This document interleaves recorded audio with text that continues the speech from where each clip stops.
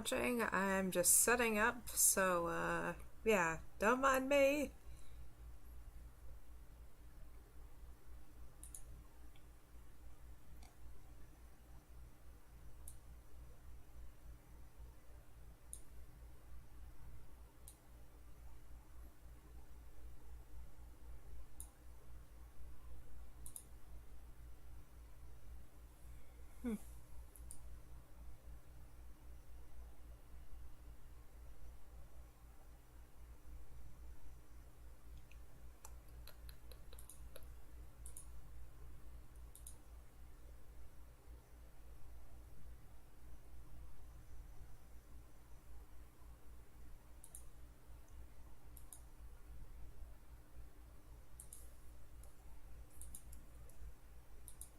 Boop.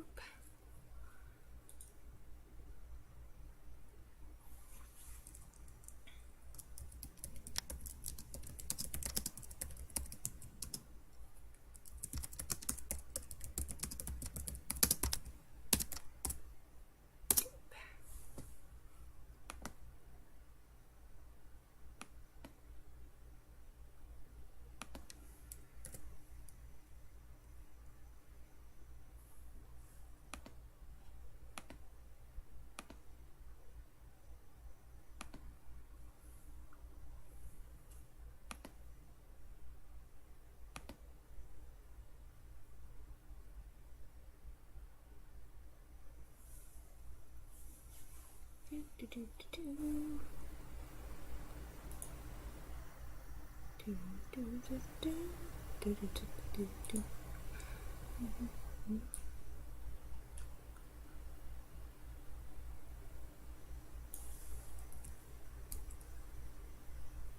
Hello. Hey. You know what? Delete the cube. Forgot the first rule already. Delete the cube. Even if you don't need, well, even if you need a cube, delete the cube. It is a dirty cube. And it must be erased.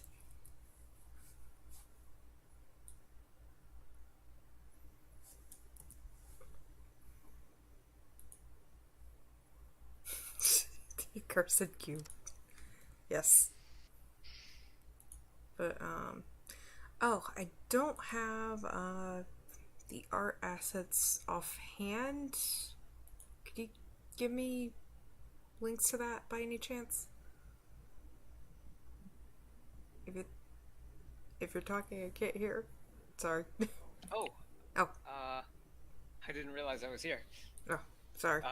Let's see here.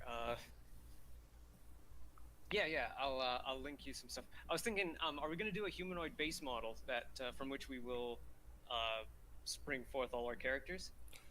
Could do that. Yeah, because I was thinking we might as well do that in your, well, in your very random butterfly style. VRB humanoid style. Do you have pictures so I could kind of get a good idea?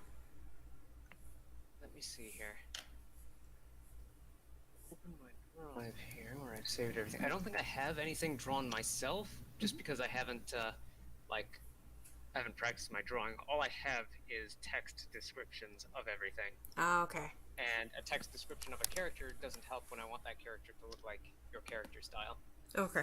Oh, I do have some sketches of weapons, but it'd probably be good to have a person, like some kind of humanoid doll, to put the weapon on to model it. So basically, try to sculpt a humanoid-esque doll figure kind of thing. Okay. Okay, Yeah. got it. Add. We are going to add a mesh, maybe a sphere, and I'm going to. So I'm just wondering why I can't hear your stream right now. Oh no! I thought I was hearing. I thought I was hearing your stream this whole time. Oh, it should be on. Yeah. Let me try opening it on my tablet. It should be on. Yeah, I hear myself on it. Okay. Let's see. On it. Okay. Probably should have opened this on my tablet to begin with.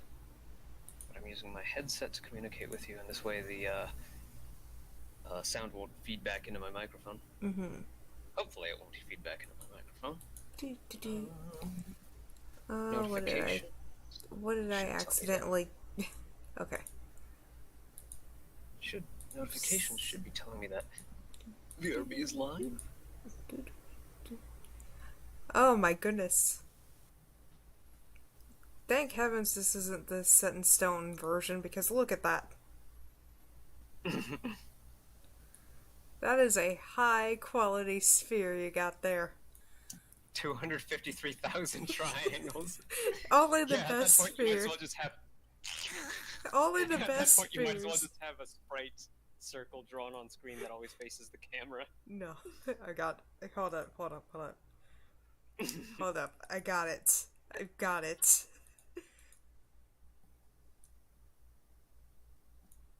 Hold up.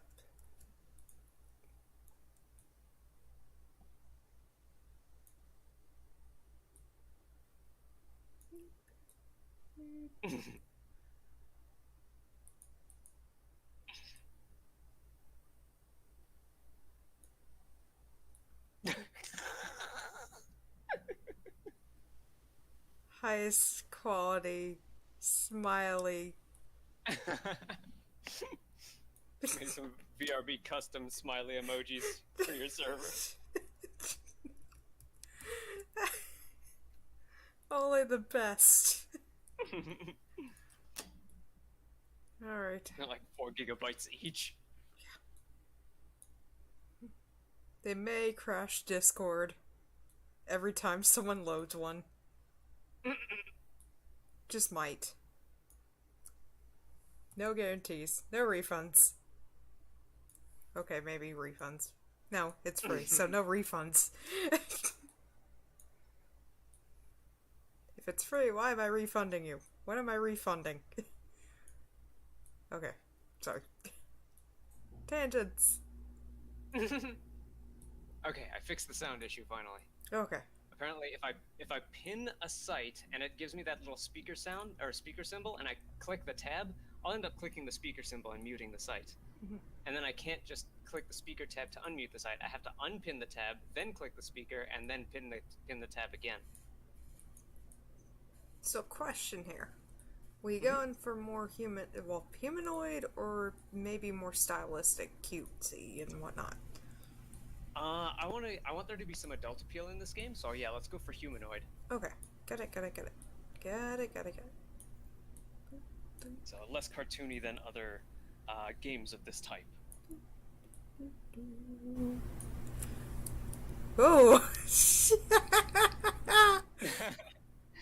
Change it. Great profile, but very, very strange head-on.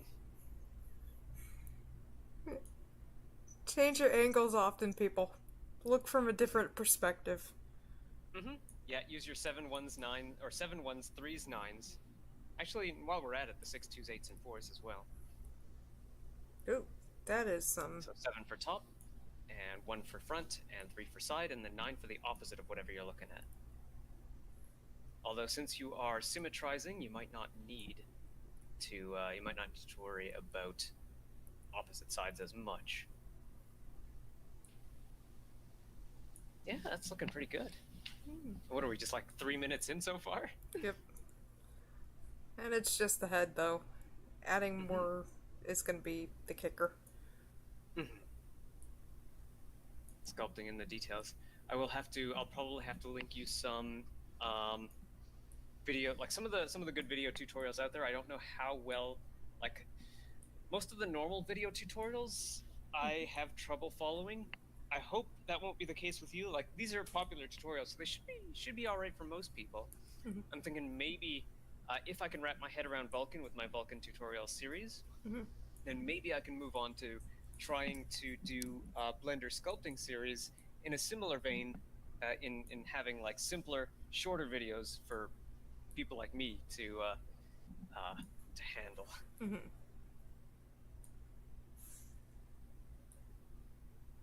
There we go.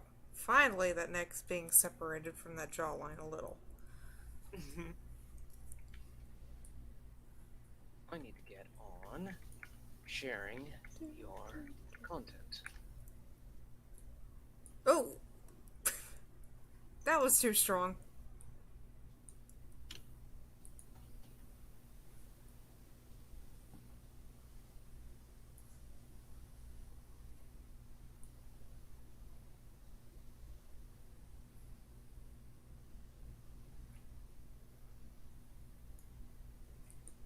Trying to add a bit of a crease here, but Yeah, also I'm trying to smooth it a keep a little. note. I'm trying to keep a note of where I'm sharing your stuff so that I can delete the links once the stream is over. Just because I Right. don't like piling up links in promo channels if I can avoid it. Got it.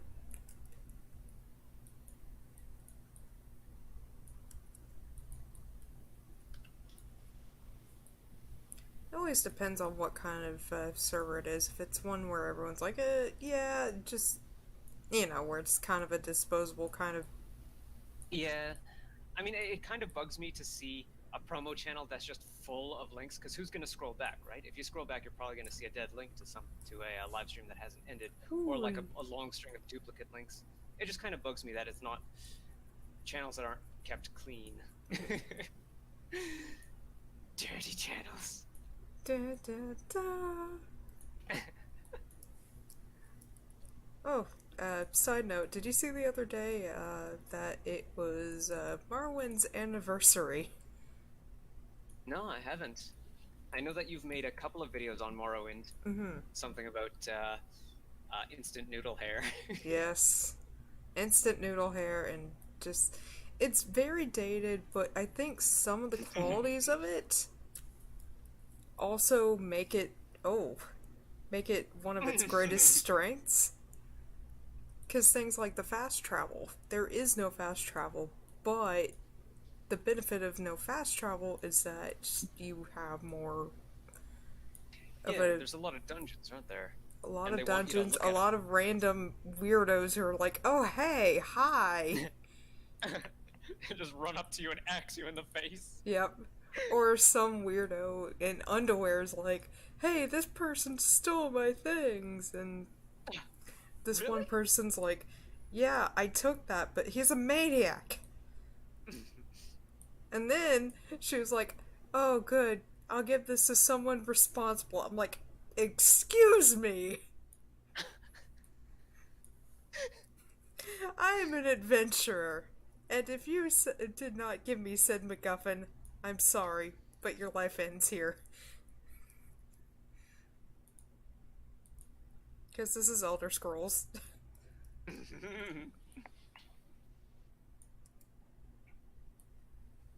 In my defense, I'm not the worst person in the map.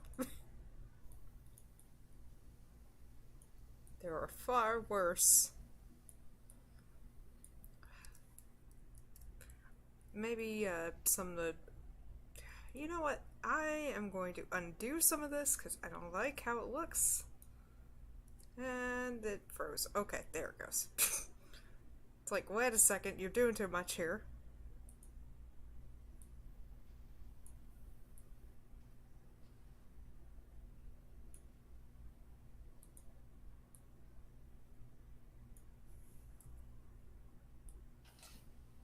I hope this will all fit into a tweet.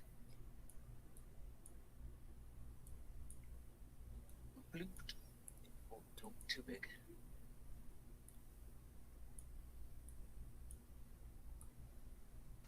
At VRY. There you are. Been bought in front of it so that Twitter doesn't hide it from public view.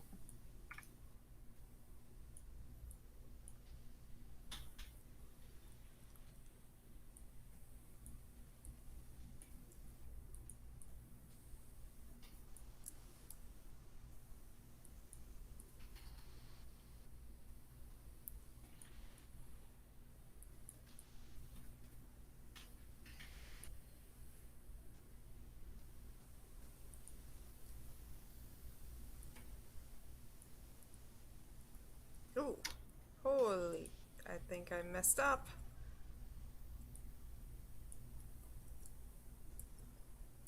Let's see, I think I've settled on hashtag TOMANYFTW. for this game's hashtag. Mm-hmm.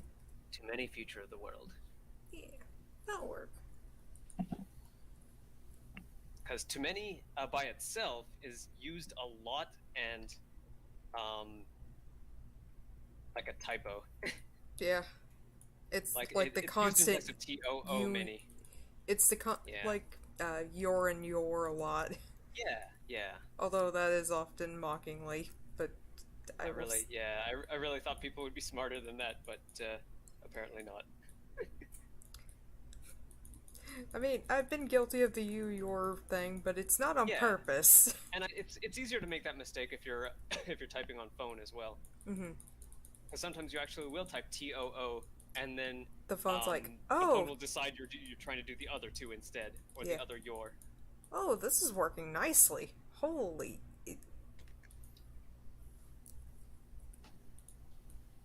Just gotta push up that neck and shoulder because that is way too much neck for the shoulder. Oh, that shouldn't happen either. Oh yeah, yeah, you know how to do it. Yeah.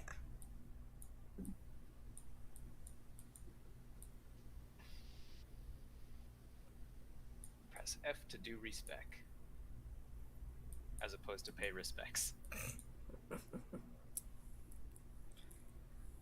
That was so weird. Like a funeral procession, press F first. Yeah. Like it. Oh boy. And that was what, a Call of Duty game? Yeah, something like Yeah. that.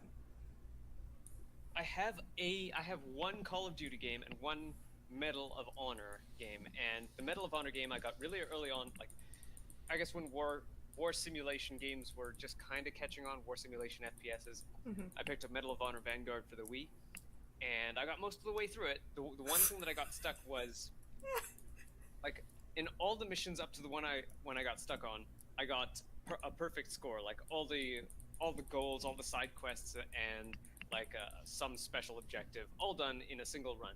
And I couldn't do that on the mission I was on, so I just stopped playing. But it was a fun game up till then. The Call of Duty game that I got was Blops 2 for the Wii U, and I really enjoyed that they had the Wii Remote Nunchuck motion control, because that means I could play left-handed. Yeah. And the story I could not get into at all. The single player content I could not get into at all. But Aliens Online, their new mode, like I heard people playing Call of Duty Zombies, and they're like, oh yeah, that's so much fun playing Call of Duty Zombies. So I thought like Call of Duty Aliens would be the new thing after that. And I mean, that was fun and all, but it was so difficult. Even a full team of people, I couldn't get to the end of the easiest mode they had available. And there were so many things that they expected, like you couldn't practice that in single player before hopping online. You had to go online and then be faced with choices that you had to make that you're not sure. Like you can't just make a snap decision, because you might get, say, electric bullets, but then get an enhancement that enhances your fire bullets, which you do not have, and then you're stuck with that until you die. Oh, nice. Until your game over. Yeah. And that's the pressure of playing like a really fast-paced game online without, like, you need a single-player practice mode so that you can develop some neural pathways to make these decisions quickly. Mm-hmm. Oh. Once again, look at things from all angles. Mm-hmm. Change your angles often. I want to say, every 5 sculpting moves.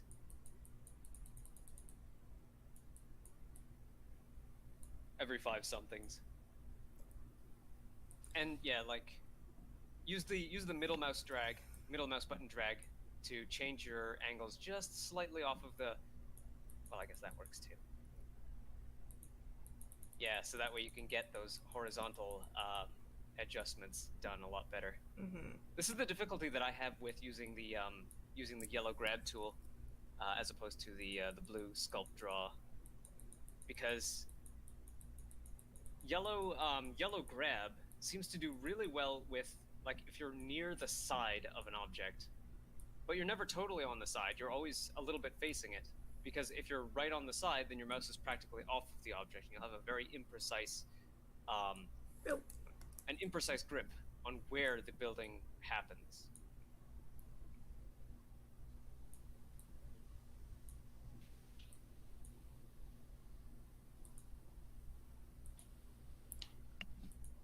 Oh, I didn't even, hold up. I forgot. I didn't, post the link here on Phoenix's server. Oh, yeah, that should have been my job. Let me do that for you. Okay. And... boop. Ugh, Discord. Don't talk to me about bots while I'm trying to do stuff. Yeah, I put mine on do not disturb. Oh. So that way it won't ping every time someone Yeah. says something. The worst thing is this notification is about a bot thing that I think caused some tension in the bot dev community. I think it's forcing all bots to use slash commands now. Mm-hmm. So now everyone has to reprogram all their bots if their bots don't already use slash commands. Which I think includes my Qbot. Oh. Yeah, my Qbot, if you want to use commands on my Discord server, you have to start your line with Qbot please.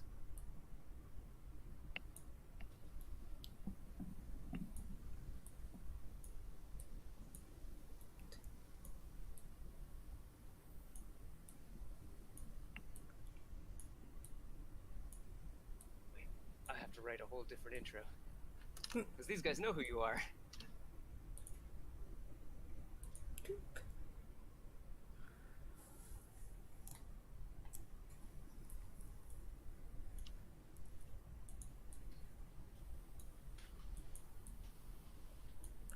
I definitely need to look for some musicians just for commissioning some kind of chill stream music. Oh, yes. I have someone I might be able to recommend on the Game Dev Network server, I believe. Mm-hmm. It's either on the Game Dev Network server or on the Godot server. They were advertising pretty recently.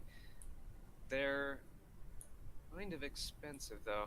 Although, if you have a song that you really want to, like, they're really good about making sure you're getting the song you want.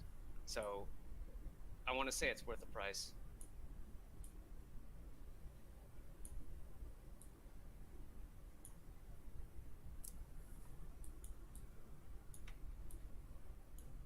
I've also done some big name mobile game songs too, or other mobile games made by names that I recognize outside of mobile games. When I say big name mobile games. Mm-hmm.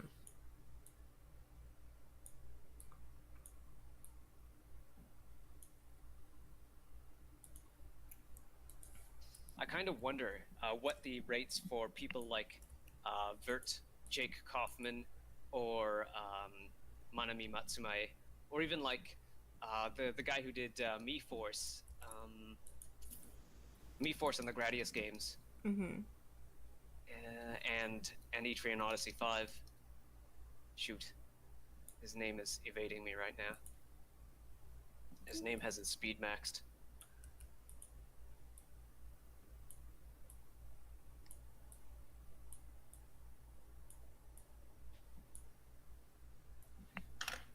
Me Force composer. Oh, okay, there's a couple of people.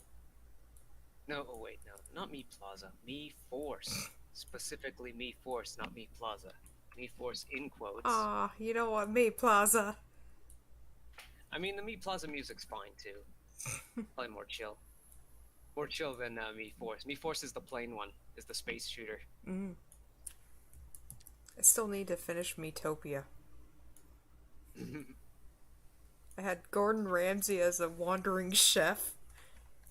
Kirby as one of the party members that can join. Same with Link. Kirby and Link didn't get along so well at first. On the account I was both of their friends at the same time, and they didn't like that.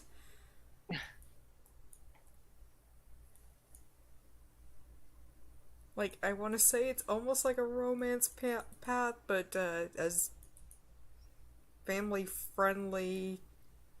Yeah. You know, as. Yeah. like, like really good friends. Yep. Best days. Yep. Best frenemies. You could probably be frenemies. I noticed that like in their promotional materials for that, um, you'll have people like getting along one moment and then fighting about something the next, and you can't really control it. You just kind of have to deal with it as it happens. Yep.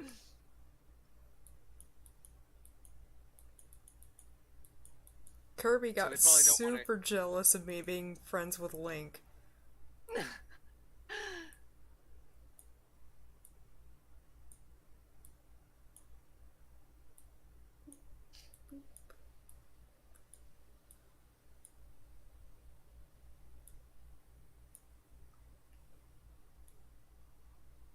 Yeah.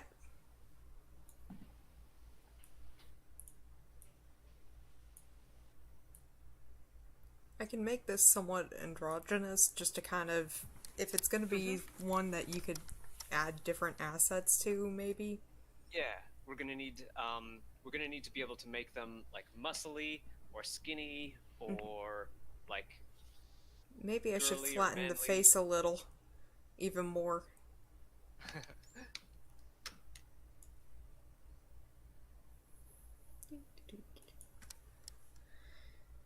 Yeah, it's a pretty prominent chin there. Yep.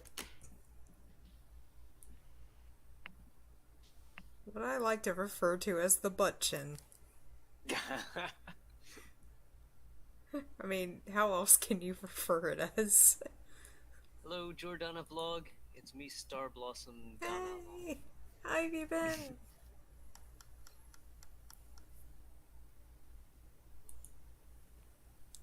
She's a sweetheart. Ah. From Twitter or from one of the Discords? Twitter and Discord. Oh, okay. And YouTube. And YouTube. Yes.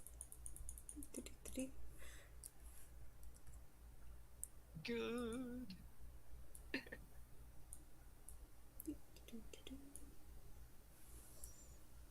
Yep. Change your angles often. Yeah. Especially if you're going to use the grab tool, because you'll always be grabbing towards the camera. Yep.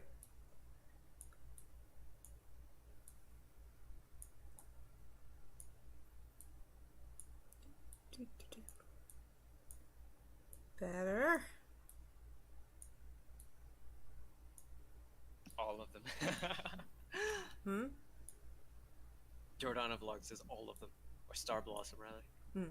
Is it easy to change your name on YouTube? I honestly... I don't know. I don't remember. Last time I changed it, it was when I got angry at YouTube for doing the whole Google Plus thing. Yeah, yeah. I'm like, well, I'll show them. And then I'm like, wait, I actually want to be back on YouTube. Yeah. Because, you know. I think, yeah. I ended up with 2 channels, and I don't think I can merge them or anything. But yeah, 2 channels with the same name, which is fine, I guess. It gives me double the claim over this name, I suppose.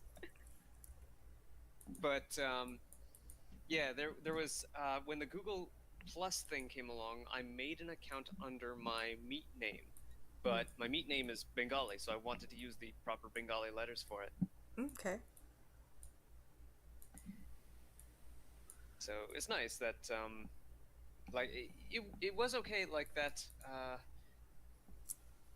You could like if you had to tie your Google name to a Google Plus page, then you could, or to your Google Plus name, you could also make a page for yourself if you wanted to go by a pseudonym and have your YouTube go under a pseudonym as well. So that's what my current cumulative account is. It's my Google Plus page account. I wouldn't be surprised if they still had Google Plus architecture running underneath this, because for a while after Google Plus ended, they did. They still let you link to Google Plus pages and like participate in the communities that were still like doing stuff, commenting and whatnot. Just say Dana. It's super duper easy. Okay. Is it Dana or Dana? Because like we've been playing Is 8 Lacrimosa of Dana, and they say Dana in that game. But when I see Dana like before that game came out, I knew it as Dana.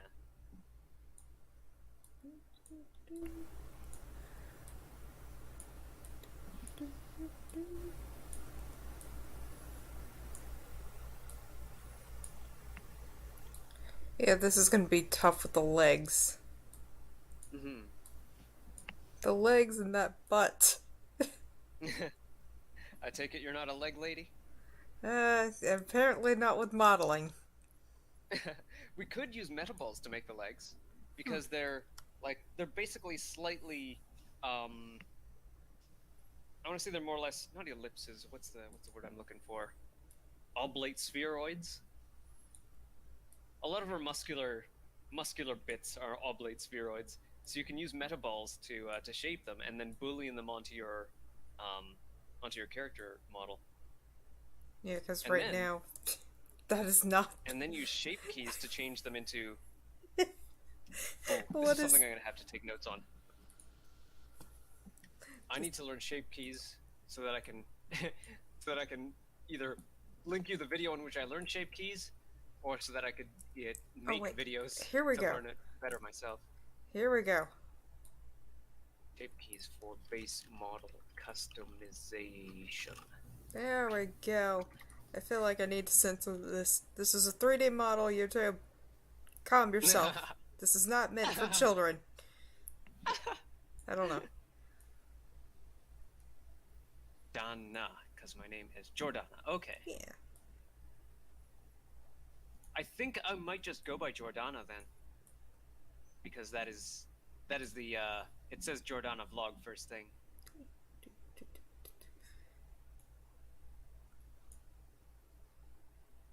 There we go. Oh, you know, now that I look at it from the side, though, that is some weird muscle going on there. Yeah.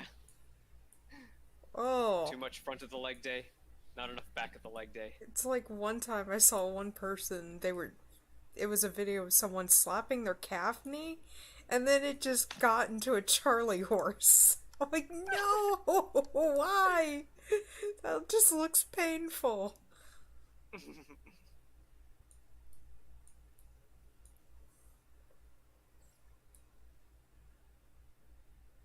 So, I think the back of the top of the leg is the quadricep,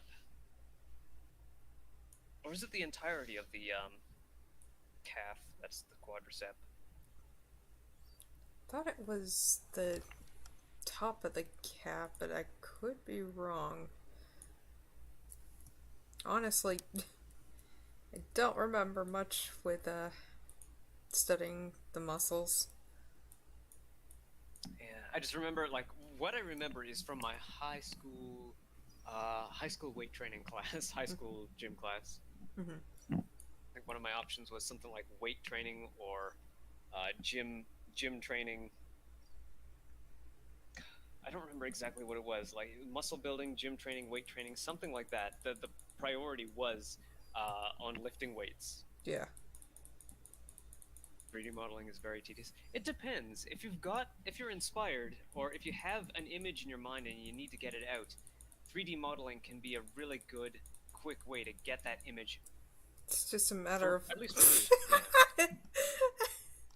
This poor person's knees. Yeah. Oh no! Don't kneel like that. You'll give yourself, what is that? You'll give yourself knee problems later on. Oh, that is some grade A knee problems. I've done it, I'd rather draw. Yeah, for me, I was just gonna say that drawing is more difficult for me. But Veryrandombutterfly here seems to take to both 2D and 3D art really, really well.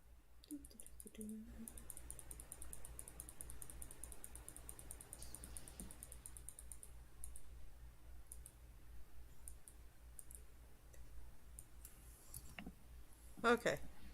That's it?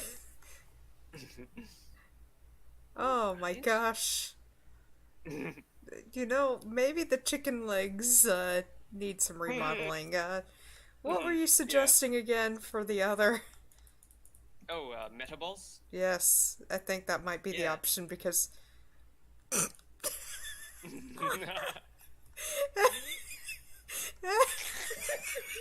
I can't. I can't. I need to undo these chicken legs.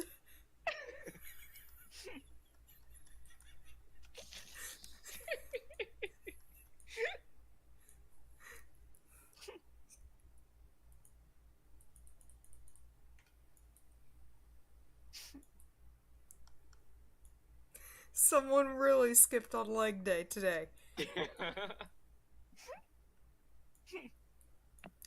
Just down to the drumsticks. Not even. Down to the wishbone at this point. Yeah. Oh, come on, you. Okay. Decimate. Die. Die. What you could do is you could leave the error where it is as a place of as a place of reference of where to put the meta ball. But the problem is Sticking out, yeah. Use I want to say shift click to smooth.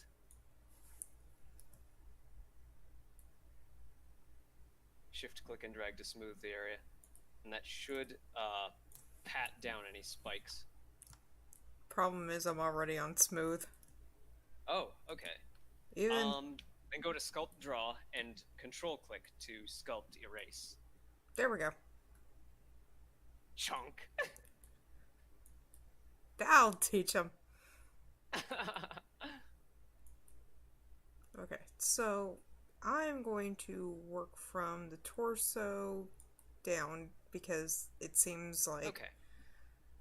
having a base probably wouldn't be a bad idea, and then from the other.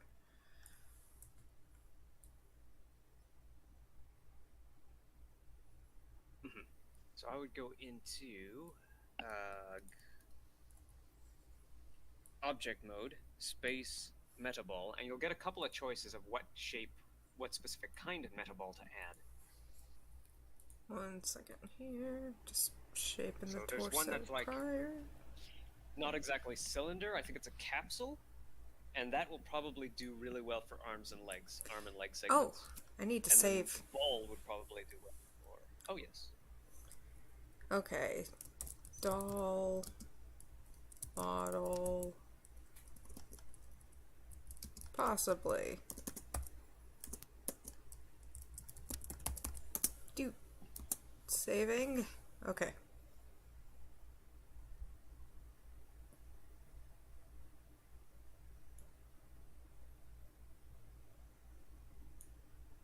But yeah, for me, like, if I'm doing most of what I can sculpt or even draw well is like inanimate objects. Like there's this bottle that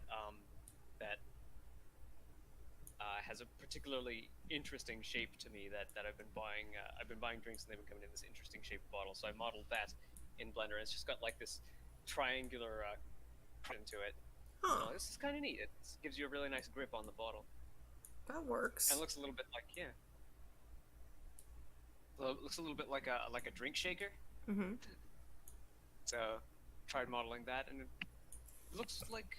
looks exactly the way I imagine it. Like, and like, why can't I do that with people? Why can't I do that with like organic shapes, dogs and people, and like whatever other organic thing I try to do? Like, I can almost do that using metaballs.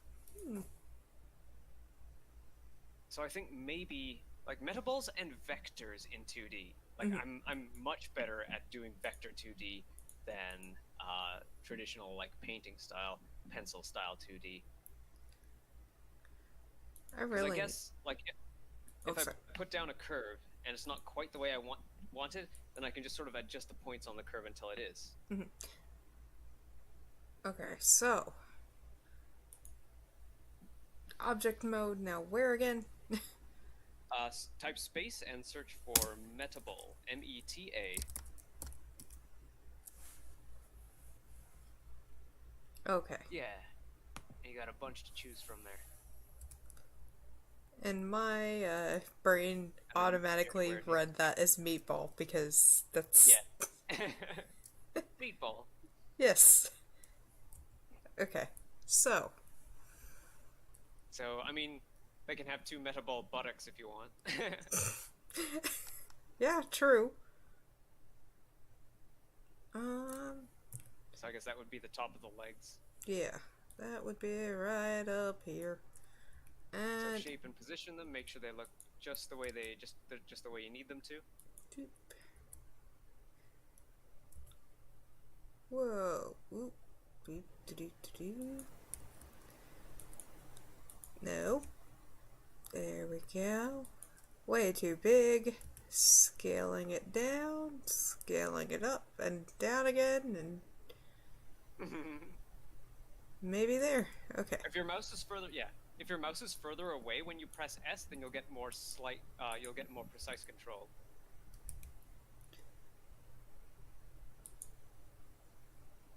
If your mouse, like, click the object, move your mouse far away from the object, and then press S, and you can make very small adjustments. And if your mouse is close to the object, you'll make more drastic adjustments. It's not as intuitive. It seems counterintuitive, but it kind of works in, like, I guess once you get into the logic of the program itself. Maybe make this bigger so that way it can kind of pivot around the thigh too. Mm-hmm.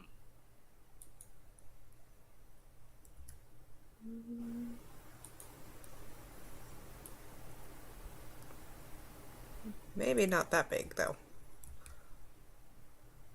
Well, maybe more oblong. Yes, is it X? Yes. Yeah, X is the along one of the horizontal axes.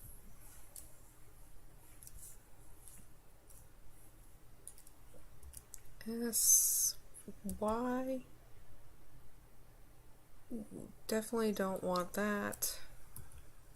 But S, Y. Let me do that again.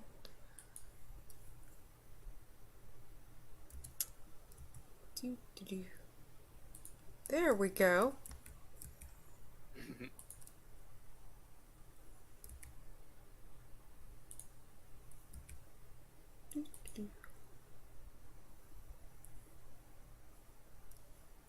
And then to duplicate a metaball, Shift D, and then you drag the mouse to, or you just put the mouse wherever it connects to the other.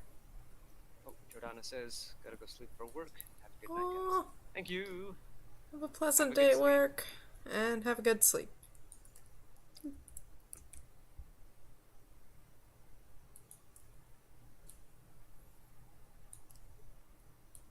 Hold up.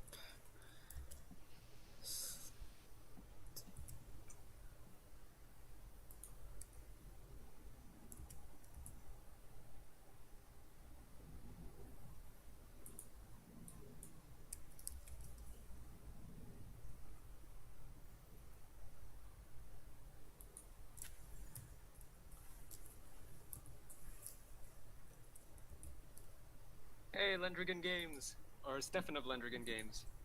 Hey! I hope I'm not too late. No, you're right on time. Good to see you here. Yep.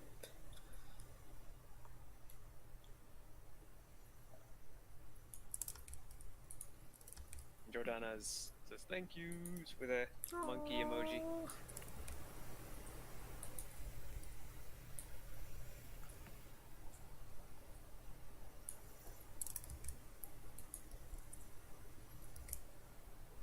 So we're doing a combination of metaballs and sculpting.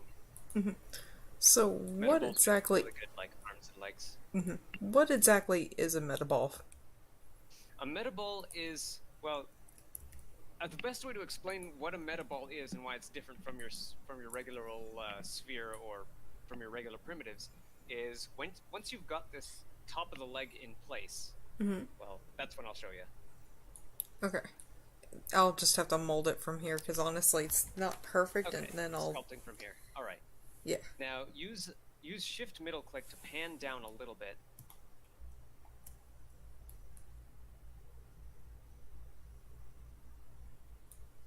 Okay. And over the meta ball itself. Actually, go into side view. So with 3. Yep. Zoom out. Let me just get to your stream here. Get to where I am in your stream here. Okay, good. So with your mouse in the viewport, press Shift D and move the mouse down a little bit. Oh. Oh. Crud. So as you move this new meta ball, press G to grab the item. Yep. Oh, right-click the item to select it, grab it, and move it around a little bit. Move it. No, don't. Oh. This is going to be the shin of the same leg. Oh. Okay. Okay. In side view. That's why I said go into side view. Yep. Zoom out a little bit and pan down. Okay. Gotcha. Sorry about that. So Okay. Shift D and move the mouse down a little bit. With the yeah. Shift D. Slowly. Holy. This is what metaballs are good for. They're good for having bits that attach to each other. Gotcha. Oh, this is organic as they do. Okay, I'm sorry. I'm having too much fun now. Don't mind me. But yeah, this was like high-tech sci-fi 3D modeling back when Caligari True Space was around. I was like, what am I gonna do with this? But yeah, like in Blender, it's really good for doing organic stuff in general. Mm-hmm. This could be kind of interesting. Okay. So like once we've modeled one leg, we can symmetrize it. First we need to convert the metaballs into mesh, boolean them to the main body, and then symmetrize them. Mm-hmm. You better be careful before I report you to the fun police. They could try and stop me, darn it. Okay. So. Let's see, maybe we want to do a foot. So one more metaball, one more Shift D, and then scale it downwards. Oh, right. You'll probably want to select the bottom, yeah. Yeah. And then maybe just scale it into a foot shape and then attach it. Oh, that was a little too far scaled. That's a little too much, too.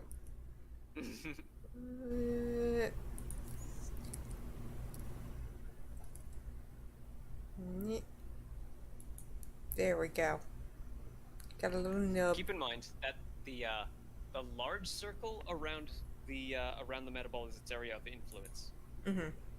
I think you can use F to change that. I'm not totally sure. Oh, that is a broken foot if I've seen one. But yeah. It's because it's entirely in the influence of its parent. Oh. So its parent is squashing it down. Sounds like a toxic relationship. Mm-hmm. Sorry, but I had to. Yeah. Hashtag relatable. Very relatable. But, okay. Now what? Try using F to increase the foot's area of influence. Oh.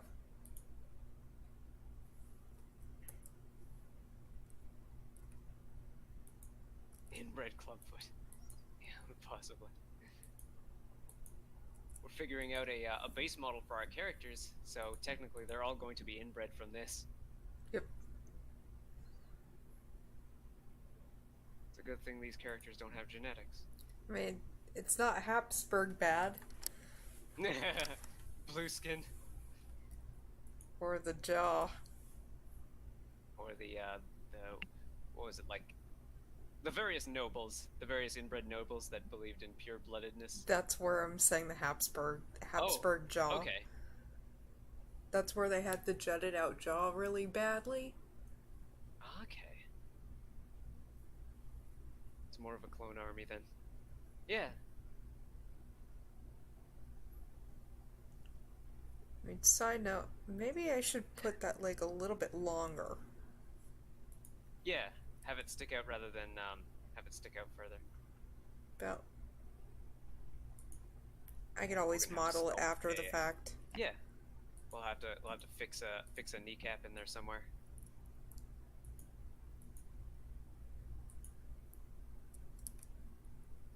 So keep in mind also that these pieces that you're moving around right now are going to be deleted.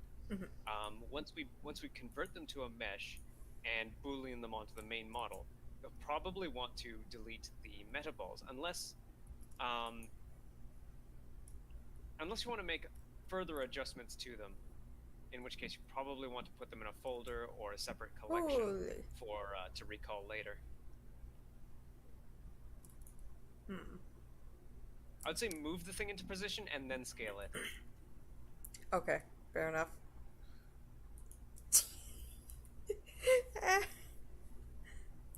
And that gives us a bit more of a, like, I guess closer to a Kingdom Hearts kind of foot style. Yeah, Kingdom Hearts really. cartoon foot. Yeah. We're going for almost like a Great for very showing off, like great for if we kid, get a license with a shoe company. We can really show off the shoes that way. right?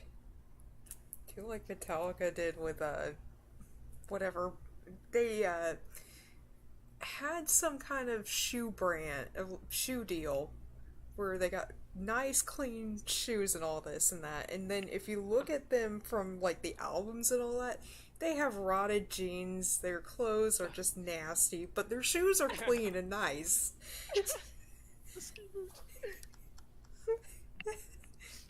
Or a Mega Man foot. Yeah, this is coming out. This seems like something from like maybe a mid 2000s TV show or game. Yeah. Hey, Phoenix is here. Phoenix! Hi! Okay. I'm thinking, considering the developments on Twitter, I might end up going back to YouTube, or I might just accelerate my own streaming website development, depending on what comes to me easily. What comes to me most easily in terms of progress. Say for now, maybe YouTube might not be a bad idea because there's more traction on it.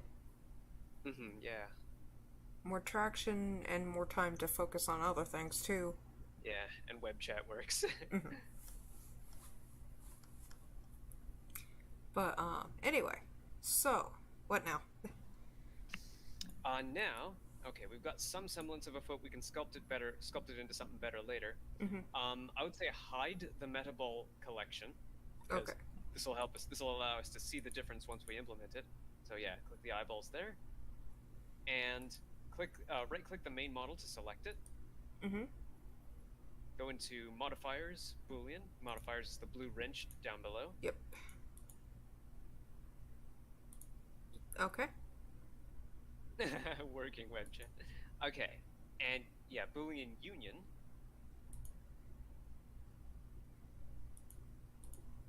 With your base metaball.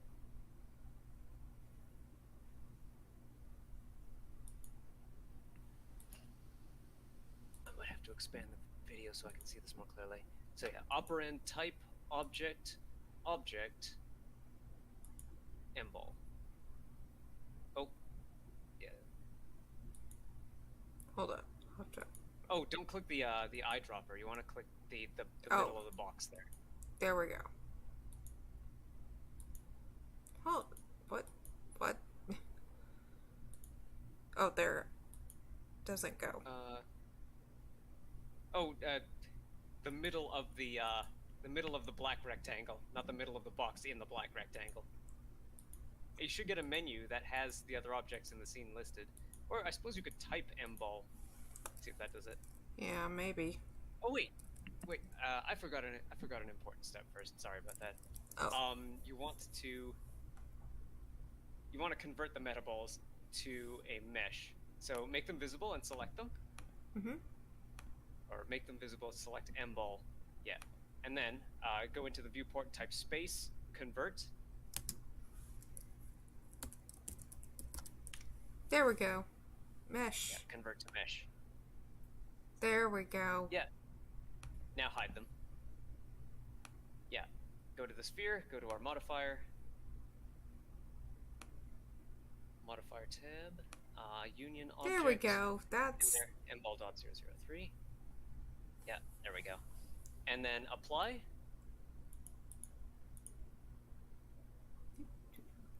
Yay. And symmetrize. Oh, yeah. Oh, wait. Isn't that in edit mode? You might be right about that. Let me try.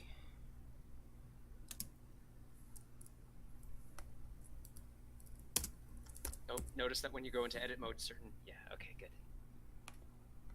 I just noticed that you selected all there. Oh, no! Darn it.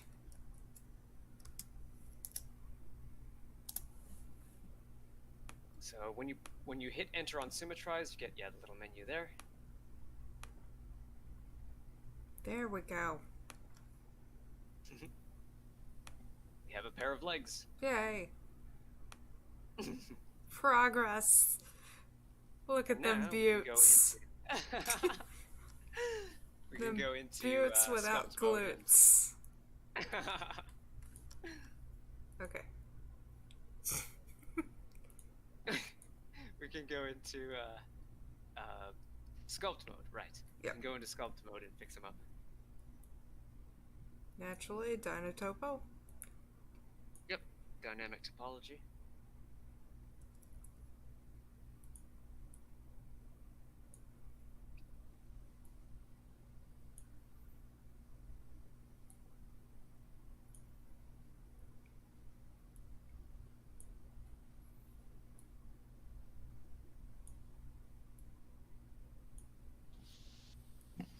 So I don't imagine we'll have many opportunities. Oh wait, no.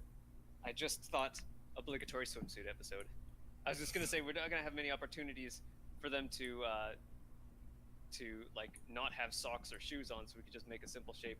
But then again, we could do a separate. We could keep the base model simple, and then do a separate model for the obligatory swimsuit episode. Yeah. Maybe keep it flat for now. Mm-hmm. Well, maybe not too flat. Oh, we gotta fix them ankles. Mm-hmm. They are bad. Someone Right now needs... we have Mega Man style ski boots in there. Yeah.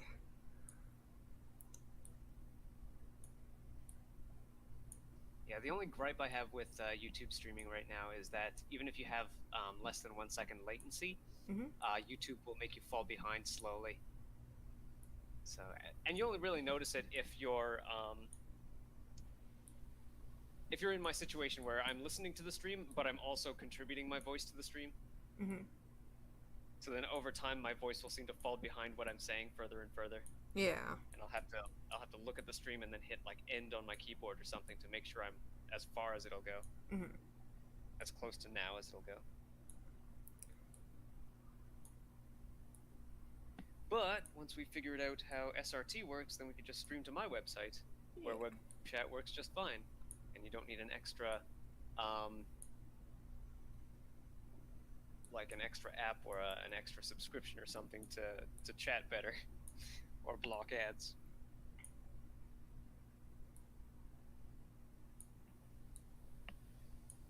Maybe do like that, like the Chaotic Pubcast does is fake ad. Well, they're fake ads.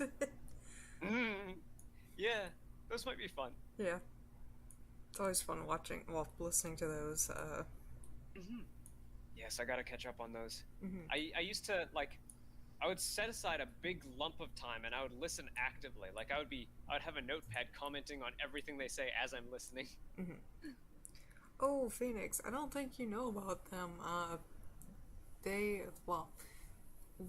One of them's in a group with Salty Light Gamers, which is a gamer group, and just a lot of people in the group and whatnot. Bunch of sweethearts, but, the one running it does, like, this one podcast once in a while. They're on YouTube as well. Every twice. Yeah.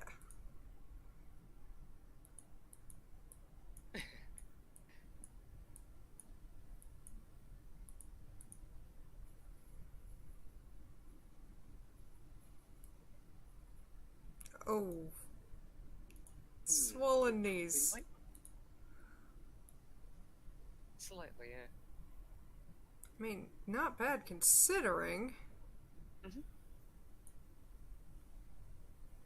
Like I could probably take. Oh, and then some Lendrigan game says, and then sometimes clicking to the current time doesn't work, and the timeline button gets stuck to your mouse. And after, oh yeah, because this video player has some flash roots, and often if you click on something and drag it out of the window, the flash thingy won't realize that you've released the mouse button, and will just consider it that you're dragging whatever you're dragging forever. You're desperately trying to unstick it, yeah. Oh, I hate when that happens. It happens to me with the volume. I've started just exclusively controlling YouTube videos with the keyboard as much as I can. Like With like I've K and memorized, L. like, yeah, K to play, comma and period to advance and fall back one frame at a time, and M for mute, C for captions, F for full screen, T for theater mode, up and down for volume, right and left for 5-second jumps.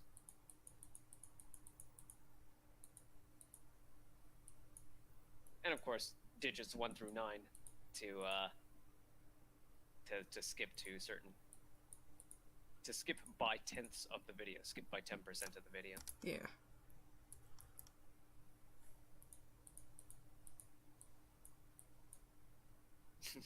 I still remember when comments were like, press 5, press 8.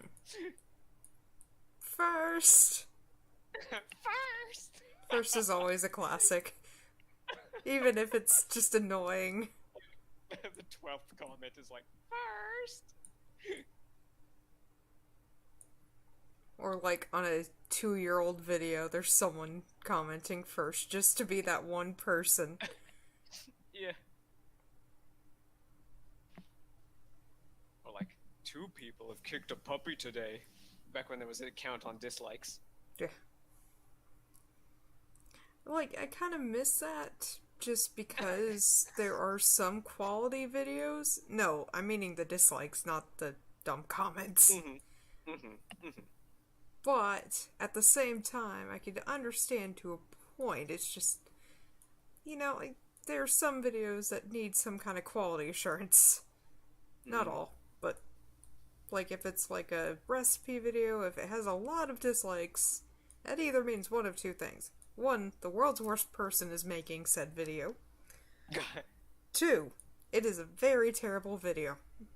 One of those content farms that's like, you put plastic in the microwave and you get a free cupcake. Right. Oh gosh. Like, and then I saw one a good while ago where it was like Pido designs and all this and that. I'm like, yeah, these look pretty cool, but Pido melts pretty quickly. So how they were doing it was things like making a chain out of Pido. I'm like, yeah, that sounds fun. But do you consider the fact that Pido is not that easy to mold? Well, it can be easy to mold, but the fact that it takes a lot more time than what the video's kind of displaying. Yeah. And of course they're going to do lots of jump cuts to show, like, they're going to show you one link, and then the second link going to the first, and then like 10 links all together. If they're making a chain out of the things. Or my favorite, 2-ingredient lipstick. Or, no, wait, how to make lipstick with just wood. And then it was 5-minute crafts. Oh, of course. But they were, one of those content they were farms. drilling out a wooden tube. I'm like, there's no way that takes 5 minutes. I can guarantee you it takes you way more than 5 minutes to drill out a tube for lipstick. And what they used for the color, which they lied, is roses. And I'm sorry, but no. Like, I think I've blocked most content farms, and what I watch instead is like Anne Reardon, who just gives an update on like the worst of the content farms, what they're doing wrong, and how to cook actually do the thing that some of them are trying to do, like flavored popcorn. Yes. I think it was like it was either Tasty or 5 Minute Crafts Yeah. that had you make flavored popcorn by sticking a bag of Skittles into the popcorn maker. And so she tried it. Like she had a sacrificial popcorn maker or a sacrificial pan to put the Skittles in, and yeah, what you get is burnt sugar, Yeah. It's burnt sad sugar and popcorn. some pop. Yeah, Sad popcorn. and then yeah, yeah, and then she shows you how to make the flavored popcorn if you want it. Mm-hmm. So yeah, like give Ann Reardon the views that would go to those content farms. I really hope they've been banned now. I'm not seeing them, so they're not getting my ad revenue or my clicks. Yeah. Or I saw one. There was one person who posted like a hack video on Facebook. It was so cursed. So they were like, how to get a colored teddy bear by using a dryer, and they were doing stuff like putting M&Ms or something in the dryer with a freaking M&Ms. teddy bear, and you could tell that the teddy bear was a different teddy bear, for one. Yeah. For two, even if that would work, you're wasting your perfectly good dryer on a teddy bear. Yeah. You're ruining your dry, and like the content farms, I'm pretty sure, are aware that they are doing things that get people, like if someone actually tried it, they would get burned or they would ruin their stuff. They'd ruin their dryer, or they'd ruin their mixer, or they'd ruin their house. Yeah. And they have a defense for this stuff, and they're saying that, oh, it's parody. People aren't actually supposed to watch it. People aren't supposed to follow it. They're just supposed to watch it. No one actually believes this, because,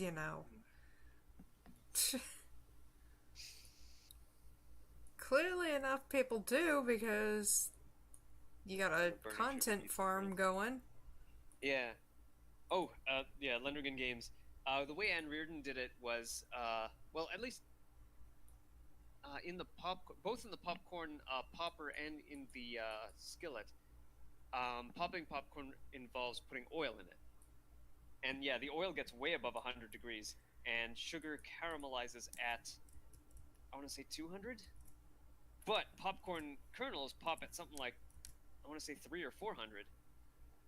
So yeah, the burning sugar won't heat the kernels. The sugar will get burnt and will probably combust away partially before the oil gets hot enough to pop the kernels. See, I remember when I was a kid, my mom would buy, occasionally she'd get the caramel popcorn. And what you'd do is you'd pop the popcorn, and then you'd put the sauce in the bag, shake it, and just let it sit for a good while, because that's molten sugar. You don't want that in your mouth. I mean, you can make a caramel sauce that that stays like saucy at room temperature. I think you just have to I think just adding milk to it does the trick. When I made caramel at home, let's see, I melted the sugar. At first it was just sugar. When it got caramelized enough, then you would shock the mixture with milk, I want to say. It's either milk or like full fat cream, or like the fattiest cream you could find. I didn't add enough though, because when I poured the sauce out into a thermally resistant container, it just solidified out into caramel candy. Oh. Which, I mean, it was fine. I didn't get my sauce, but I got something nice out of it. Caramel toffee. A big lump of caramel toffee. I mean, that is not a bad second prize. Is it expected? No, but it's not unwanted. Okay. I feel like I'm going to need to figure out a way to like barricade my kitchen so that my cat, or if I have kids, so that the kids can't get in, if I'm going to work with temperatures that high again. Okay, so I'm going to go to object mode. Have you saved? Yeah. Let me see. Yeah. I was gonna say yes, but I'm like, wait a second. Yeah, That's the wait before I finish that. Before I finish that word, let me just. Yes. Now I have.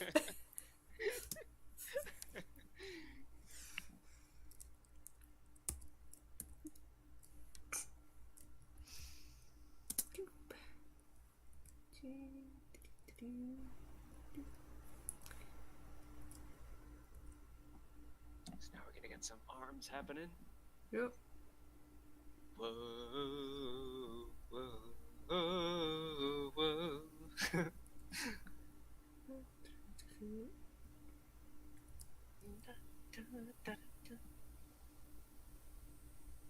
I used to play ARMS a lot when near launch.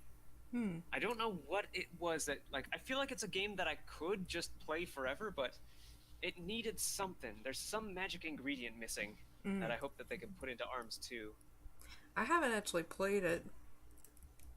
It's really, like, it's got the exact same appeal as Street Fighter 2, except it's boxing and the perspective is from behind the character. Boxing with jumping and magic and stuff, equips. And even with like 3-player versus and 4-player versus modes too. And with a couple of, like, instead of the break the car game you get in Street Fighter, you have like these little sports like volleyball or basketball where you dunk the other players.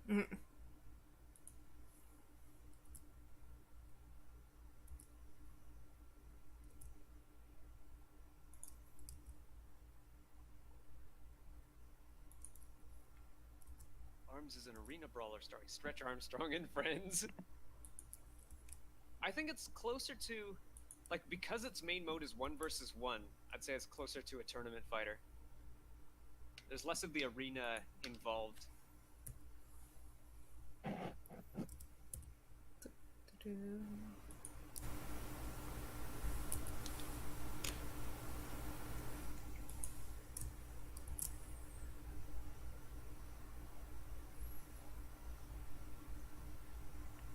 I'm lazy. T-pose it is.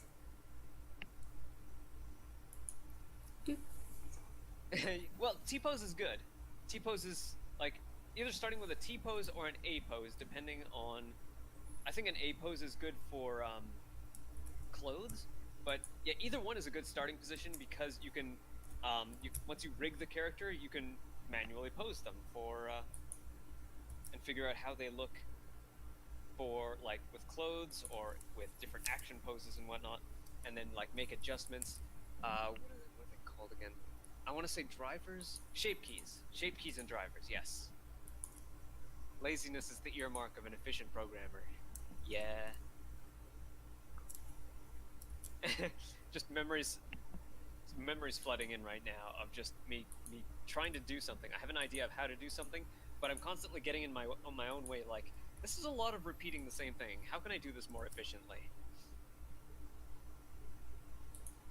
And that's really what the core of coding is. How can I do this better? How can I make the computer do this better with less work on my part and more work on the computer's part? Except, well, there's one exception, and that is sometimes to save yourself some milliseconds, you'll copy a bit of code above a or outside of a function, just because it would be faster to execute it that way than to look up the function. Although I think now our compilers will do that for us. Like G++ with its O2 and O3 optimizations finds ways of doing that, whereas O3 is like, right now O3 is dangerously, it's super efficient but also dangerous. It could break some things. So most people seem to recommend O2.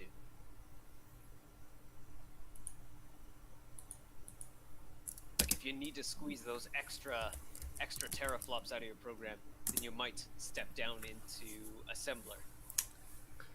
Okay. And even then, that can be optimized further by its compiler.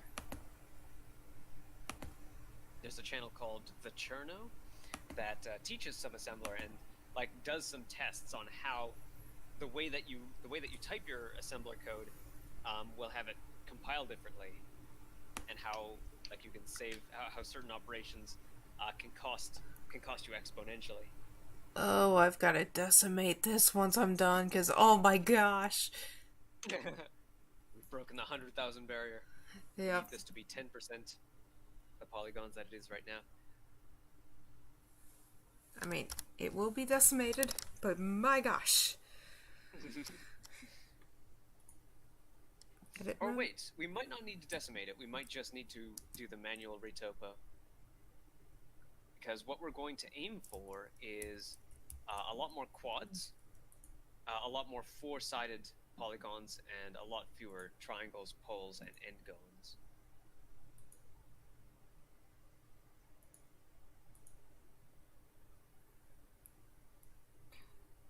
Yeah, my computer. This person's got some interesting. See, those are the deltoids, right? No, The back of the top of the arm. honestly, I'm not quite sure. See,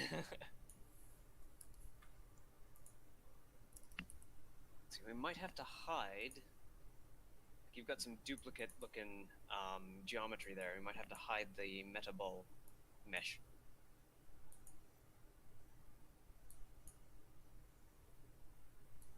Oh, Eyeball in the scene collection. yep, got it. Sorry. There we go. I didn't even notice. Like, why is this looking weird? That Efficient developer, yes. That's why we have the symmetrize tool and metaballs for that for that matter.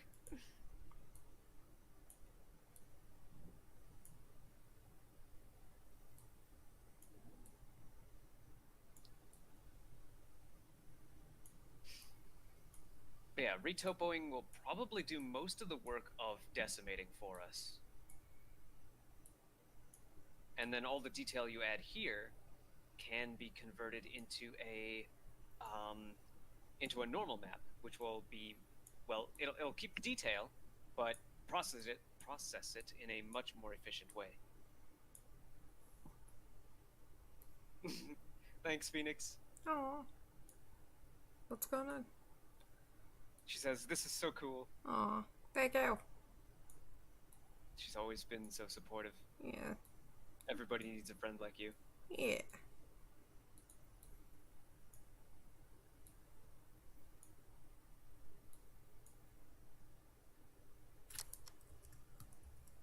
We need to get you a refrigerator with a lock for your eggs, though.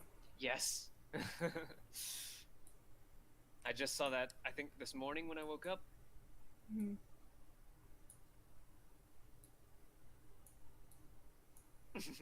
Y'all are so wholesome. I'm gonna cut someone because of eggs. Things I didn't expect to hear today, but I totally am okay with.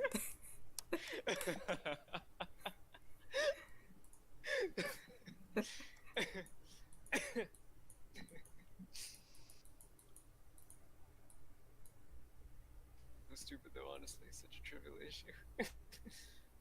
Oh, I would be if I woke up and there weren't any eggs in the fridge, and I buy them 30 at a time.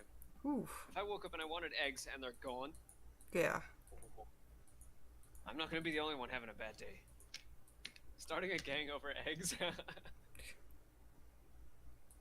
buy a lot too.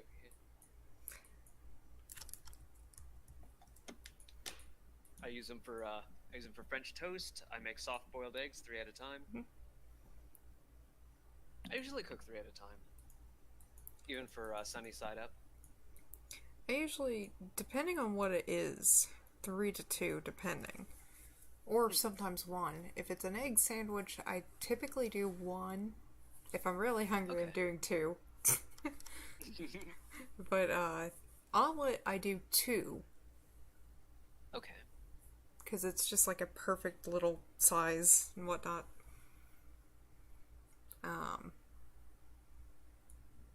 I like to add I like to add a cold raw egg into freshly boiled, cooked noodles, so Hmm. that the egg cooks in the broth Yeah, it kind of and makes like an it egg cools it down to soup. eating temperature. Yeah,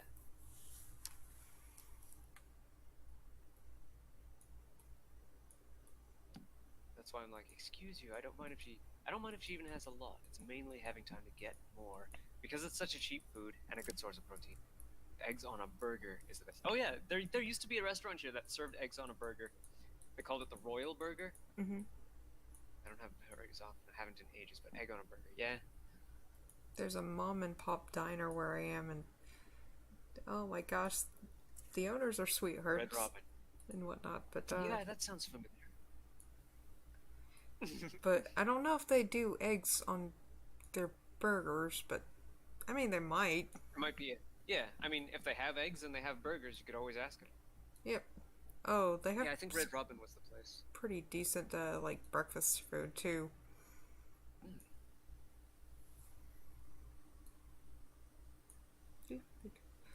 It's actually not looking so bad. Mm-hmm. I'm gonna ask you to try something. Hit spacebar and type shade smooth.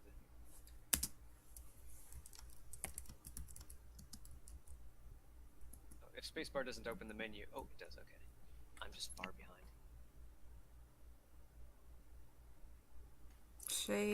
Shading solid rendered. Shade smooth doesn't. Okay, if shade smooth doesn't show up, go into object mode and try it. Okay. Why don't I save before I forget? Oh yes. Object mode. Shade smooth.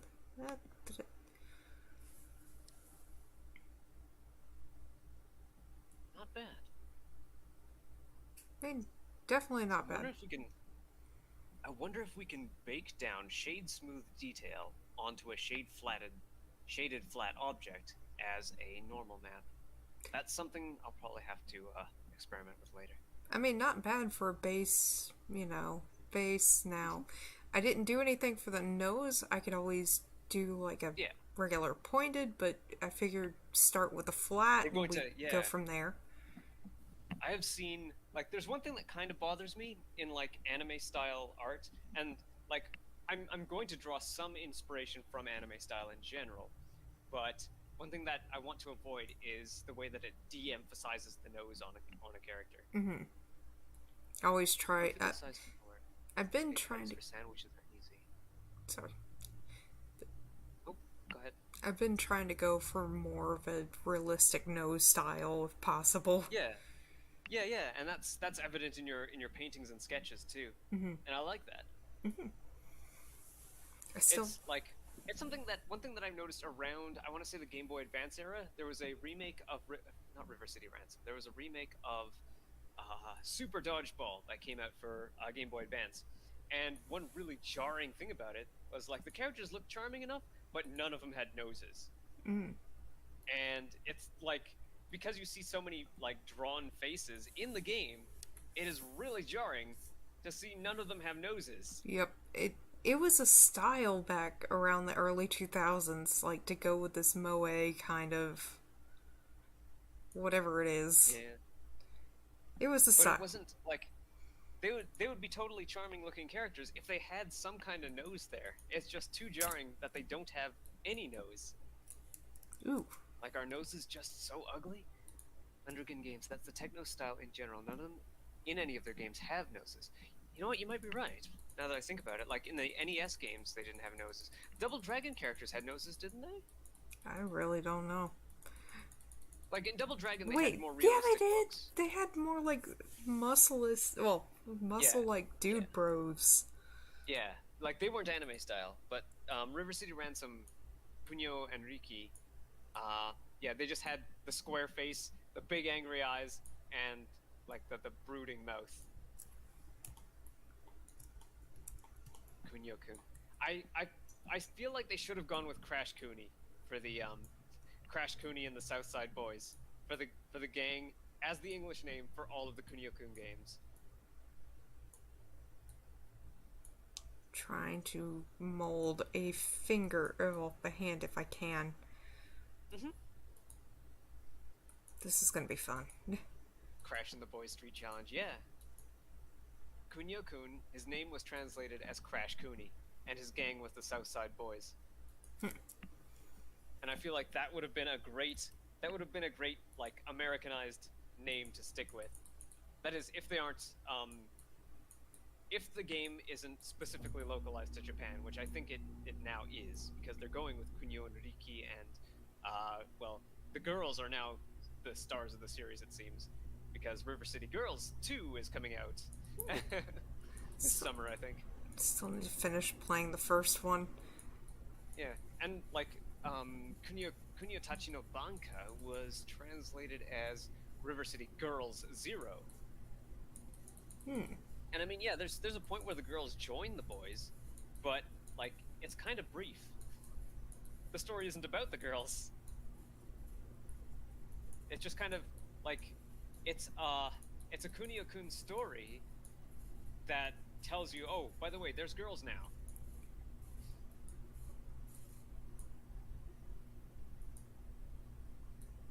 But yeah, the girls don't have as many moves as the boys do, and they only play like a minor supporting role.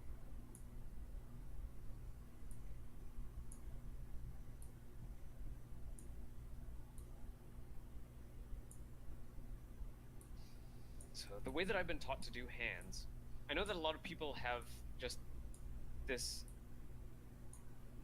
like throughout my time knowing artists, the one consistent complaint is hands. Yes. So I've always sort of made it gave me some determination to get good at hands myself. Because I'm still not good at it. Hands are a pain in the rear. A royal pain in the rear. Not just a pain in the rear. I'm too much of the original game style to enjoy River City Girls. I had kind of a grudge with WayForward's characterization of their own games. Like, this is before getting into their licensed stuff. But yeah, I noticed that WayForward has this this thing where their game characters realize that they're game characters and kind of don't care about the world they're in. And I feel like that translated over to River City Girls, which makes it feel, at least that in part, makes it feel like less of a Kunio-kun or Technos Japan kind of game. So I kind of understand what you mean, like when you say you're too much of the original game style to enjoy River City Girls. Like, I'm too much of the original game's mechanics to enjoy River City Girls. Like, I liked that I could get through the game relatively easily. So they had a story to tell, and I could go through the story without spending too much time in it. But I didn't really want to linger in River City Girls. I didn't really want to revisit it at any point. I'm hoping River City Girls 2 improves on that, like brings back some of the old game's mechanics. I don't know if they'll go with the old game style because that has such a following now, but like style I don't have a gripe with. Too much a fan of. Okay, yeah. That's kind of how I read it when you said too much of. I haven't played too many of WayForward's games. Like, the one game I do own is like that like a licensed Sabrina the Teenage Witch game that was developed by them. But it was pretty fun. Game Boy Advance? Yeah. Game Boy Color. It looks kind of like Shantae. Yeah, Shantae and Matt Bozon were the face and the style of WayForward since their Game Boy Color, well, for a long time after the Game Boy Color days. Like, honestly, I think they probably even used the same engine, because if you look at screenshots from it... Yeah. They had their Game Boy Color code base that, before Shantae, they made a game called Extreme Sports. And that's, like... If I had to choose between Shantae and Extreme Sports back then when those games were new and I could only afford one, I'd probably pick Extreme Sports. Like, especially knowing that Shantae would get so many re-releases later. Including, like, a retro version, which, honestly, I should have gotten it when... But, I do have the Switch version, so all's good. I wouldn't expect River City Girls to bring back swapping moves in and out. Yeah, that is like swapping moves in and out like River City Ransom. Definitely not. Hmm. These fingers are terrible. What we could do is we could use small metaball, or not even metaballs. We could use small capsules. Yeah, because So like three segments for each finger. That is if you want to get real meticulous with it. Three sausage segments for each finger times 3, 6, 9, 12, 13, 14 for the thumb. I mean, probably the metaball would probably be best. Yeah, you would need a metaball with a very small influence so that they don't interfere with so that like neighboring fingers don't start to merge with each other. Yeah, like the thumb is fine. I mean, look at that.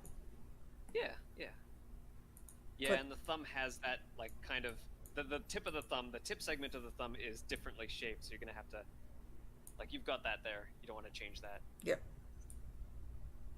Just call them claws, problem solved. they were definitely rocking like Freddy You know, Krueger-esque claws there. Sayuri Artsy has a whole like book of demon sketches. Um, the creatures that she creates, she calls them demons. Mm-hmm. So not to be confused with the classical definition of demons. But yeah, a lot of them have claw hands. Mm. The one that she has as the face, her mascot basically, is a mostly humanoid. It's a humanoid with bug antenna and these like detached wings made of glass and a lizard tail, I think. Mm-hmm. Like she started out more humanoid, more fairy-like, more sort of fairy pixie-like with detachable wings that sort of spin around her like a helicopter. But then she wanted like she's a big fan of like bugs and lizards and stuff, so she gave her like these little bug antennas and a lizard tail. Mm-hmm.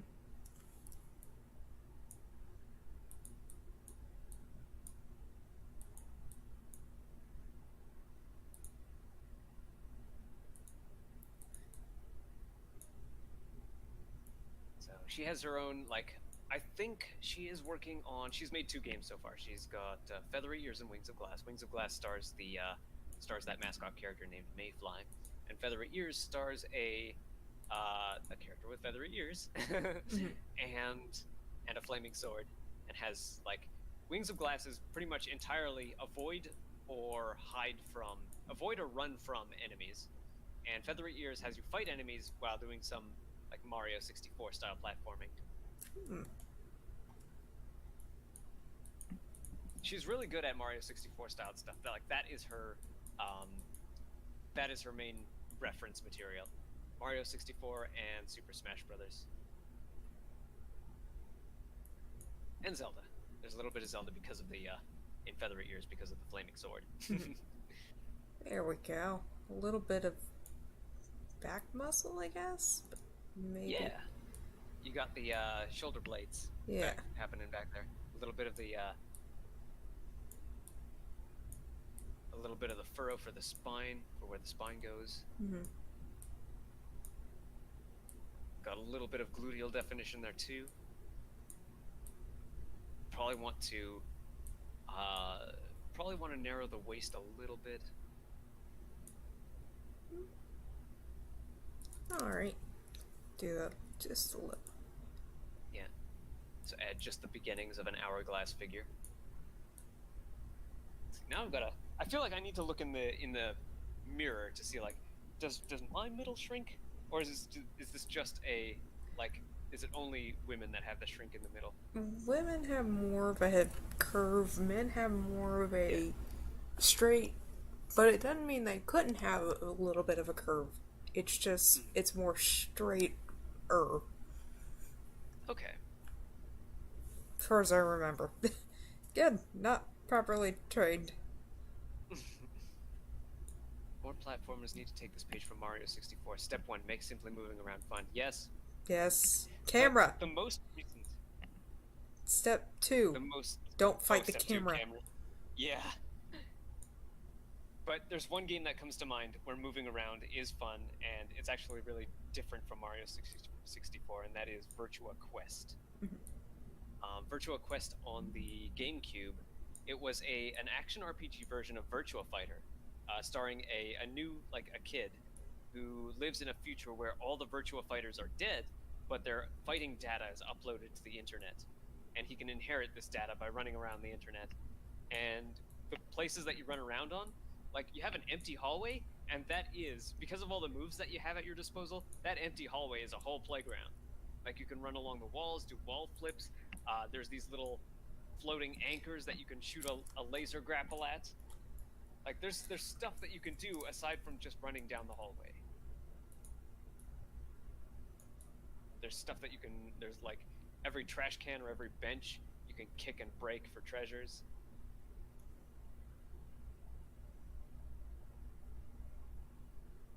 Like these people, whoever it was, whatever team it was, I feel like it was an outsourced team from Sega, because I want to say the first trailer that I saw of Virtua Quest was in Korean.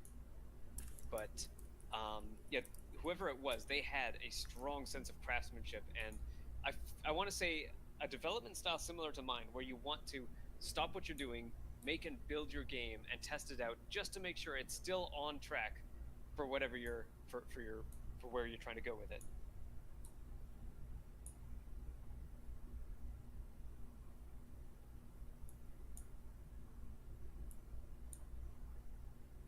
There we go.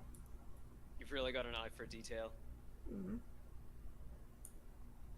Like this is your painting. I feel like your painting knowledge is really helping you doing sculpting here. Mm-hmm. Thank you. It's a little You less. might even be able to take 3D commissions in like within. I want to say within 10 more practice sessions.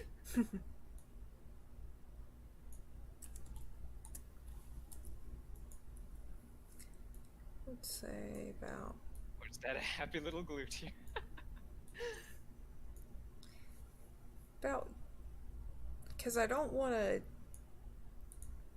put too little of a waste, but at the same time, we got to be able to, we got to be able to change it for like, for a man or a woman or an older character or a younger character. And this might be better served with shape keys or something to do like some sliders after rigging. Yeah. Because I think this would be a good just unisex sort of. Mm-hmm. Well, yeah. maybe a little bit hippie, but a doll from which we could start developing like clothing and armor. Maybe something like that if it's going to be unisex, maybe a little less on the hip, but could have sliders that do.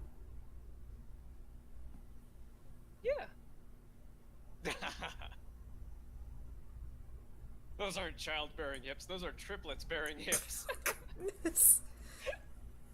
Okay. But yeah, I think it's a good base for like a unisex. Yeah. Done in like 2 hours. Mm-hmm. I want to say like Flycat probably has his stuff done in 5 hours, but like the basic blocking out of the shape, like the basic blocking out of the shape is probably done like in half an hour. But like everything. To be fair, I didn't do the fingers, but I can do that later. Mm-hmm. And maybe fixing the skull a little bit. There we go. No, there we go. Never lie. A little bit better. Yeah, I've got some reference material to look up and probably try out, and maybe even have to refine on my own if I'm having trouble learning the entire video in one. If I do a 3D series, it'll probably be after I can wrap my head around Vulkan, because that is my priority right now. Mm-hmm. To really try and learn Vulkan to the best of my ability, and put that together in a video series that I can review when I need to. I know you don't really need to decimate. I just want to see. I already saved. I'm saving for good measure. Okay. Yeah, make sure that these modifiers don't crash your computer. Yeah. So. Yeah, the thing that I've been trying is the remeshing modifier, because that could add I could add triangles, it could take them away, but it always seems to result in some interesting changes.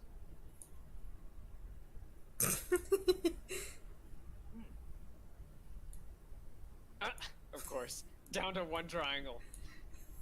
Two triangles in this case. You always need to do that. You know, I was thinking, like, way back in my college days, when a lot of my friends had laptops that would, like, die because they keep trying to run powerful games on it. Um, I was thinking, like, what if they made, like, when World of Warcraft was new, what if they made a version of World of Warcraft, like, ultra low spec, like, you don't even get to see your character. All you see are, like, uh, the lowest possible, like an octahedron or a tetrahedron running around. Like, all you have is game mechanics to carry you through the game, no graphics, or practically, like, the minimal most graphics you can to play it. Like, would that be fun? Mm-hmm. Would the game still be fun without graphics? And back then I would have said yes, but now I feel like there's I feel a little more emphasis on the visuals of a game. Like, I want to make a good character model, import that into the Godot engine, and make it move according to my commands. I don't want to do that with a tetrahedron, even though it might help me get a prototype out there faster. Mm-hmm. Then again, the way that Splatoon was made was they just had cubes with noses, and they just purely tested on gameplay using cubes with noses before they even figured out what the characters were. Mm-hmm. Would WoW still be fun without graphics? No, you still need the gigantic shoulder pads. You know, you got a point there. Those shoulder pads are pretty huge. I've never played WoW, but with how many people say it's so addicting, probably not for the best. Well, probably for the best.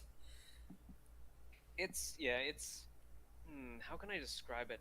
My experience with it. I got in with Lich King with friends, and this is the key. With friends, it's a very compelling experience. With strangers, you can meet friends.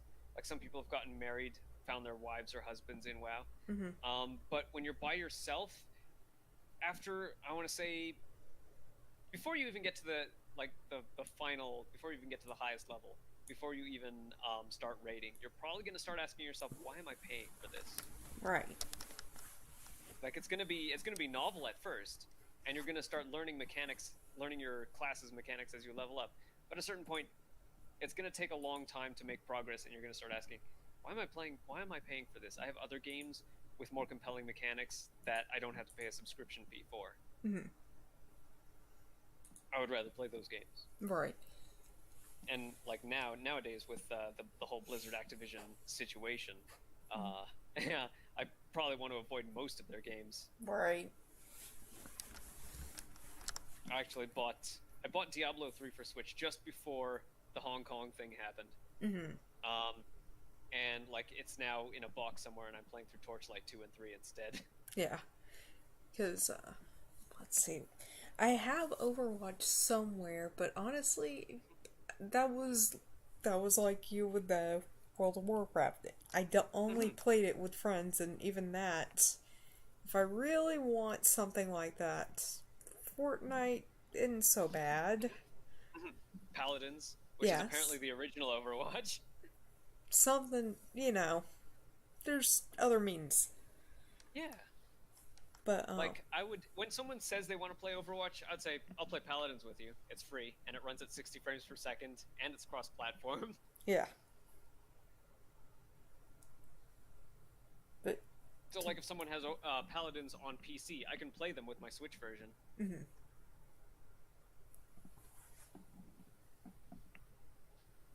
The only MMO I've played, Ledrigan Games says, is Ragnarok Online. There, I learned that, like Monopoly, the best multiplayer experiences are necessarily bad single-player ones.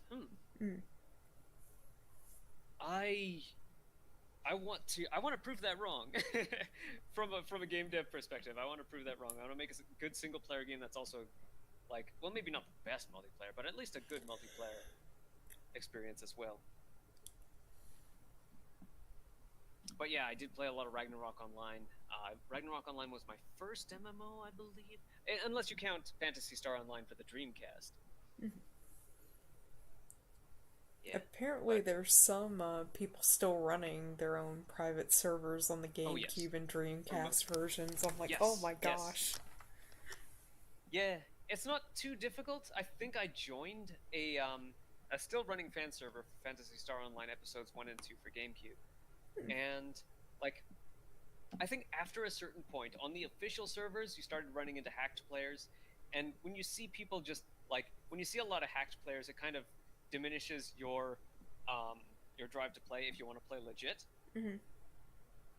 because like they'll just be running ahead and one-shotting everything while you're just trying to you want the feeling of having a challenging fight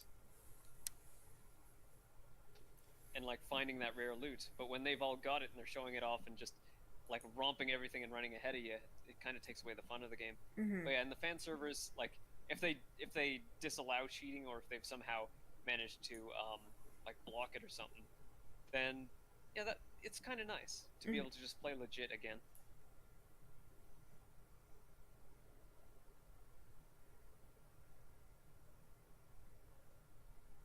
Got us ourselves a nice looking base model. Yeah. Need some need some fingers, maybe a couple of other refinements, and then I can probably try uh, So, retop retopologizing it. yeah, maybe a little bit more in the calves too. Yeah, Little tuning in the calves, some fingers, maybe some kind of face, slider thing. yeah, yeah. Just a little like a placeholder for like eyes go somewhere in this area, Hmm. nose goes somewhere in this area, and a shape something like this. Mouth goes somewhere in this area, ears go in these areas. Maybe have like a mask kind of deal. Hmm. To where And then yeah. the same base could be used, but Oh, and we got to figure out a hairstyle too. mhm. Like how the hair of the people in this setting will go. Ooh. Now, a lot of people who do Blender, like who do the hair in Blender, they do it in like large strips, like large leathery strips or something like that. Hmm. Or there's also the That taper to a comb point. tool. Yeah, that's for Blender has a built-in hair system, but Hmm. it's more for realistic hair, and I don't know if it'll translate to game engine um, Ah, stuff well, that's fair. because it'll be a lot of little particles to manage Hmm. for a relatively small effect on screen. Hmm.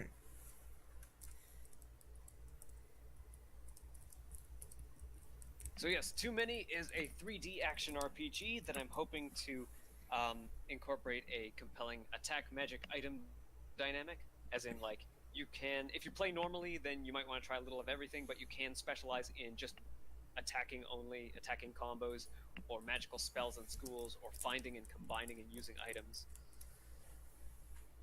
And it'll be like a relatively short story, but a wide branching one. So it's the reason it's called Too Many Future of the World is because you start in a world that needs to mature, and you get to decide whether it matures in different ways, and that determines the futures that you enter. To support this game, please support us on Patreon. That's patreon.com/QMULATIVE. I'm hoping to get as many people in the low tiers as possible, so I could just continue like doing the work that I do. The game is meant to go out for free. Well, everything that I do from Patreon funding, I would like to be made available either for free or for cheap if there are hosting costs involved. And Veryrandombutterfly does painting commissions, Yeah. and maybe if uh, if you like, we might open up 3D commissions for you too, Yay. if that's something you want to do. I mean, I'm not opposed to it. I just need to make this more of a regular thing. Like, oh yeah, I feel like doing this. Okay, wee. Yeah, 5 hours hopefully with later. these dev streams, yeah, hopefully with these dev streams we can make that a regular thing for you. Hmm.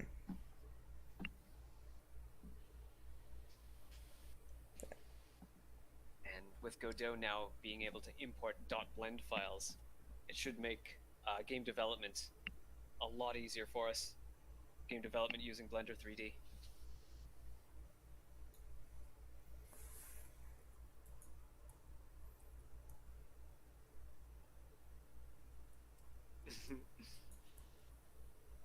Oh yeah, 5 will change between perspective and orthographic.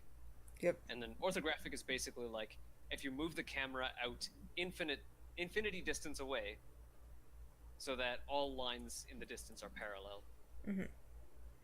It helps you figure out proportions from a more neutral perspective. Mm-hmm. It's a bit like, I want to say it's like flipping your work in a 2D image. Mm-hmm. Just gives you that fresh perspective. Yeah.